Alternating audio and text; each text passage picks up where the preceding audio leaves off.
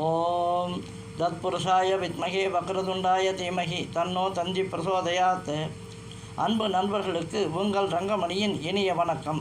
வாழ்க வளமுடன். இன்று நாம் பார்க்க இருக்கும் தலைப்பு ஜோதிடத்தில் குருவும் சிஷ்யரும் என்பதாகும்.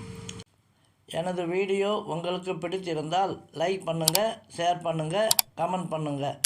அப்படியே மறக்காமல் சப்ஸ்கிரைப் செய்து அருகில் இருக்கும் பெல் பட்டனை கிளிக் செய்து ஆல் என்பதையும் கிளிக் செய்யுங்கள்.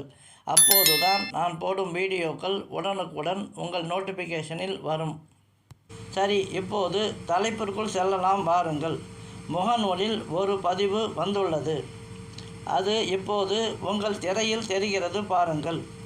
எங்கு குருவும் சிஷ்யரும் ஒரே பலன் கூற முடிகிறதோ அங்குதான் ஒளிவு மறைவு இன்றி ஜோதிடக்கலை கற்பிக்கப்படுகிறது. இதுதான் அந்த பதிவு ஆகும். எப்பேற்பட்ட திறமையான குரு எவ்வித ஒளிவு மறைவும் இன்றி ஜோதிடக்கலையை கற்பித்தாலும் குருவும் சிஷ்யரும் ஒரே மாதிரி பலன் கூற முடியுமா? குரு வேண்டுமானாலும் தனக்கு தெரிந்த ஜோதிடக்கலையை எவ்வித ஒளிவு மறைவும் இன்றி கற்பிக்க முடியும். ஆனால் குருவும் சிஷ்யரும் ஒரே மாதிரி பலனை கூற முடியவே முடியாது. இது எப்படி என்பதை இப்போது நான் உங்களுக்கு விளக்குகிறேன். ஒரு ஜாதகத்தை பார்த்து பலன் கூறுவது என்பது மனப்பாடம் செய்து ஒப்பிப்பது போல் இல்லை.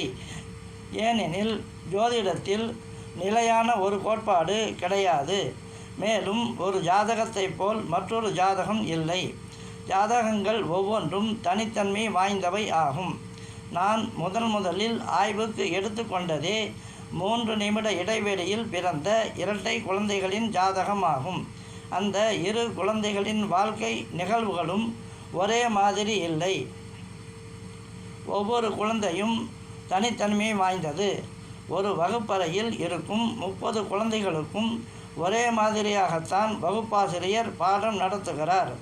ஆனால் 30 குழந்தைகளுமே ஒரே மதிப்பெண் பெறுவதில்லையே. ஏனெனில் ஒவ்வொரு குழந்தையின் கிரகிக்கும் தன்மையும் தான் கிரகித்ததை வெளிப்படுத்தும் தன்மையும் வெவ்வேறாக இருக்கிறது. ஒரு ஜாதகத்தை 10 ஜோதிடரிடம் கொடுத்து பலன் கேட்டால் 10 விதமான பலன் சொல்வார்கள். ஜாதக பலன் என்பது பாவ கிரக சுபாசுபங்களை அனுசரித்து யோகித்து சொல்லப்படுவது ஆகும்.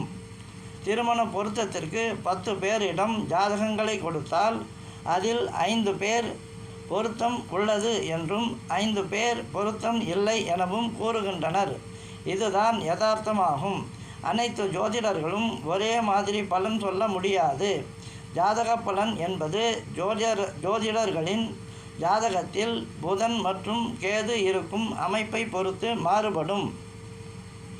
ஆகவே எப்பேற்பட்ட ஜோதிட ஆசானாக இருந்தாலும் அவர் தனக்கு தெரிந்த ஜோதிட கலையை ஒளிவு மறைவும் ஏதும் என்று இல்லாமல் கற்பித்தாலும் அந்த ஜோதிட ஆசானை போல் அவரது சிஷ்யர்களும் ஒரே மாதிரி யூகித்து பலன் சொல்ல முடியாது. என்னிடம் ஜோதிடம் பயில வேண்டும் என்று விரும்புபவர்களின் ஜாதகத்தை முதலில் நான் வாங்கி அதை ஆய்வு செய்வேன். அவரின் குணம், திறமை, அறிவு, புரிந்து கொள்ளும் திறன், அதை எடுத்து சொல்லும் வாக்குத்திறன், ஞானம் ஆகியவற்றை கணித்த பிறகுதான் நான் அவருக்கு ஜோதிடம் கற்றுக் கொடுப்பேன். பாடம் சொல்லிக் கொடுக்கையில் பல்வேறு வகையான ஜாதகங்களை வைத்து சொல்லிக் கொடுத்தாலும் ஒரு புதிய ஜாதகத்தை குரு மற்றும் சிஷ்யர் ஆகிய இருவரிடம் ஒரே நேரத்தில் கொடுத்து பலன் கேட்டால் இருவரும் ஒரே மாதிரியான பலன்களை சொல்ல மாட்டார்கள். எந்த துறை வல்லுநர்களாக இருந்தாலும் அனைவரும் ஒரே மாதிரி திறன் வேலை செய்ய மாட்டார்கள். அனைத்து ஜோதிடர்களும் ஒரே மாதிரி பலன் சொல்ல மாட்டார்கள். ஜோதிட கலையின் அடிப்படை பாடமே உலகில் உள்ள அனைவரும் ஒரே மாதிரி திறமை மற்றும் இயல்பு கொண்டவர் கிடையாது என்பதே. இதிலிருந்து நான் சொல்ல வருவது என்னவென்றால், ஒளிவு மறைவு ஏதும் இன்றி ஜோதிடக்கலை கற்பிக்கப்படுவது வேண்டுமானாலும் சாத்தியப்படலாம். ஆனால் அனைத்து சிஷ்யர்களும் ஒரே மாதிரி பலன் சொல்வதற்கு சாத்தியமே இல்லை.